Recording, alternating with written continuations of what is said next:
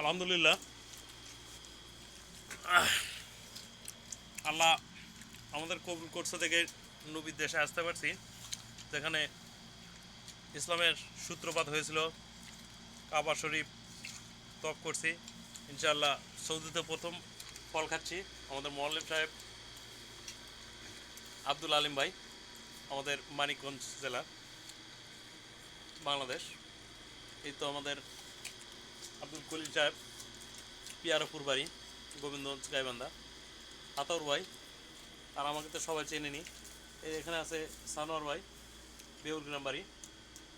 তো ইনশাল্লাহ সবাই খানা খাচ্ছি, সব মিলে আমরা ভালো আছি আলহামদুলিল্লাহ। এটা আমাদের